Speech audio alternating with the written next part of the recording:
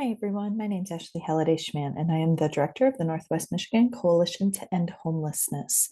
The training today will be focused on the philosophy behind Housing First, why it's important, why we use it, and what clients and providers can expect from the model of Housing First. So, very basically, the definition or the basic understanding of the Housing First philosophy is that people are better able to move forward with their lives if they are first housed. So that does not mean we're unable to work with anyone on anything else besides housing while they're experiencing homelessness. It's really speaking to someone's ability to focus on those things more wholeheartedly um, once they become housed, because while they're experiencing homelessness, our brains are really trained to be in that survival mode. And it's very hard to focus on big, complex things while folks are experiencing homelessness. So we want to make sure people are stable in their housing and they're much better able to work on things once they're housed. It is a philosophy, and it's a belief that individuals experiencing homelessness should be assisted in accessing housing as quickly as possible with the supports delivered in the community in housing, and not providing housing-based supports prior to housing. So Housing First, like I said, is not housing only. It's just a philosophy that, hey, once someone's housing is stable, they're better able to work on these other things in their life. Um, Housing First does not have expectations that the people we serve are compliant with every programming expectation that we have. People choose to be part of a supportive housing program, but compliance looks a little bit different within that, not in terms of the lease, but in terms of our philosophy of serving them.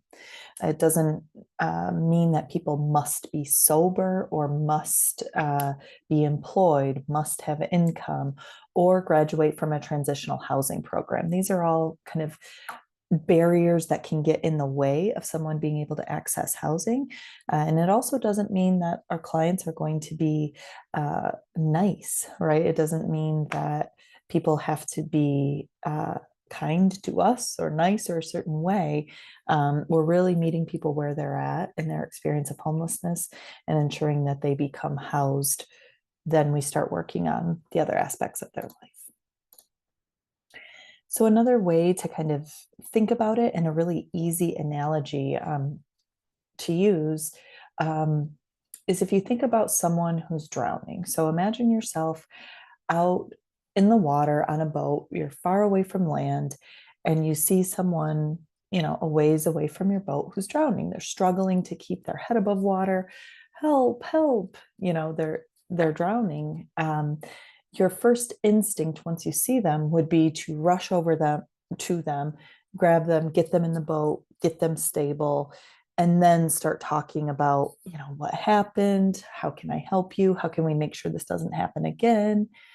I don't think anyone's first instinct, if they saw someone drowning, would be from the boat to say, why haven't you tried swimming lessons? Why don't you know how to swim?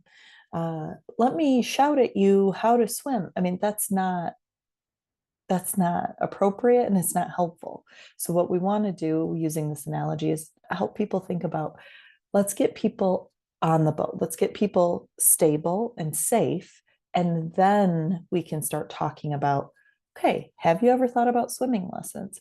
How do we make sure that you're not stranded out there all alone, and are at risk of death again, from drowning? Housing First really speaks to that. And it says, let's get you stable. Then we're able to talk about all those other things in your life.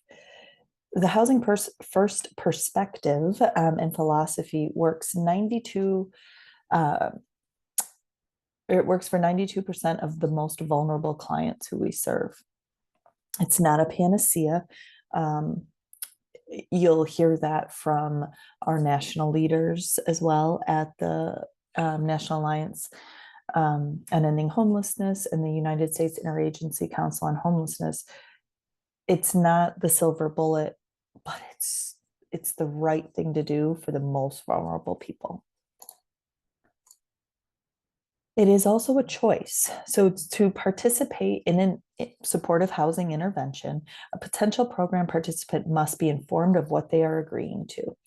Um, Housing First does not mean we warehouse people or that we just scoop people off the streets, place them in housing, and never see them again, never talk to them about what housing looks like.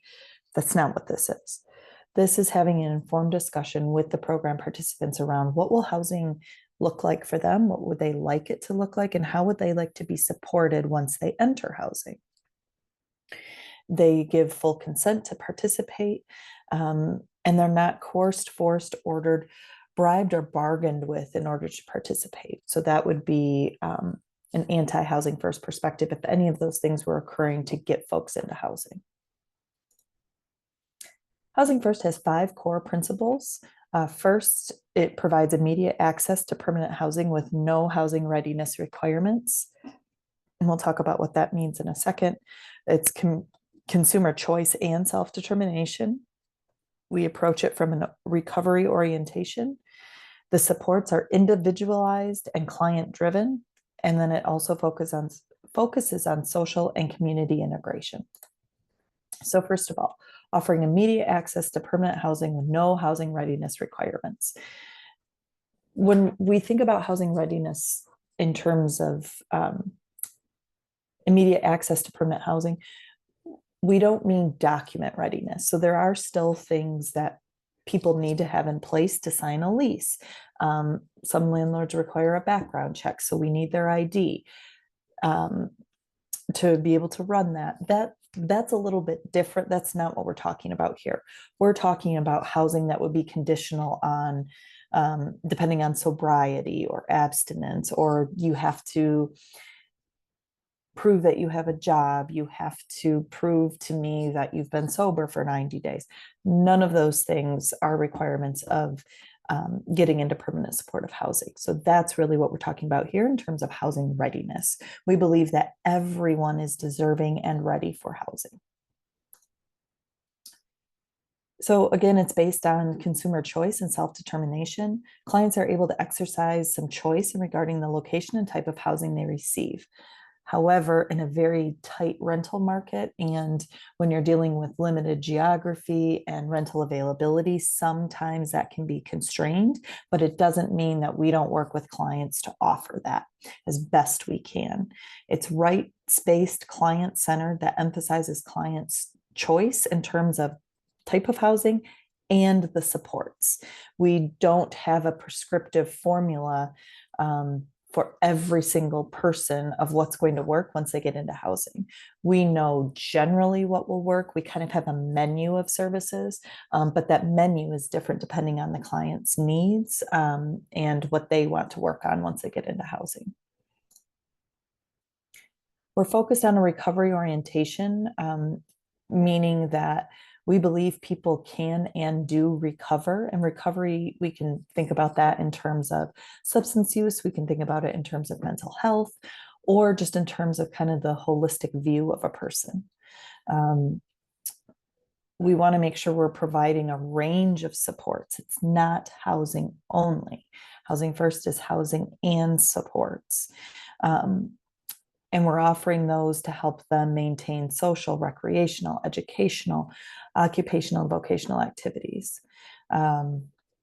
We also, in Housing First philosophy, it believes in harm reduction. So not an abstinence model in terms of substance use or risky behaviors, right? It really focuses on how do we help you stay housed, keep you housed, and reduce the harm to yourself and others related to whatever behavior we're talking about here.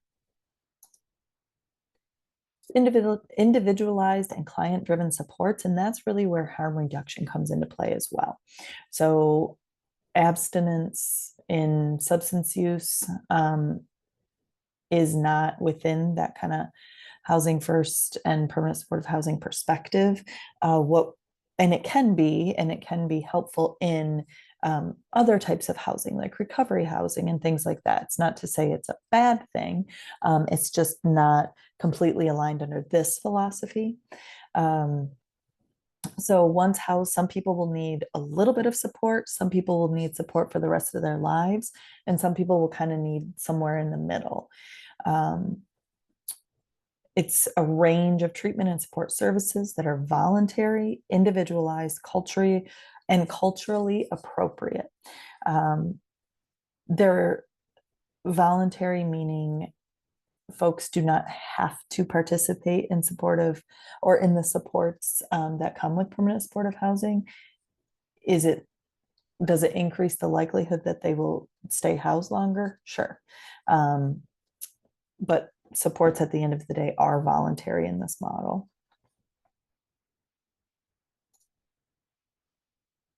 Part of the Housing First strategy is to help people integrate into their community, and this requires socially supportive engagement and the opportunity to participate in meaningful activities. If people stay isolated, the likelihood that they will fall back into homelessness increases. We want to make sure that once folks are stable in their housing, that they're being integrated back into their community in whatever way that they choose.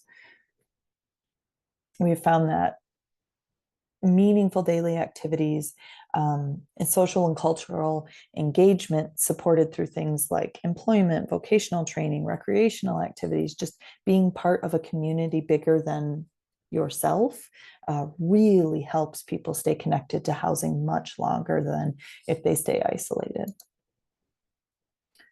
So we serve people ranging in acuity from moderate acuity to high acuity. The Housing First approach is really talking about permanent supportive housing and how we don't have preconditions for that type of housing. Housing First is not across the board of all rental housing, right? It's talking about that really targeted approach for homeless service providers. We're working with people with brain injuries, traumatic histories, people living in economic poverty, have spotty housing histories, usually who are experiencing chronic homelessness, frequently diagnosed with mental illness and or substance use disorders, and a lot of times even chronic disease. So we really have to take a housing first approach when we're working with folks who are described this way.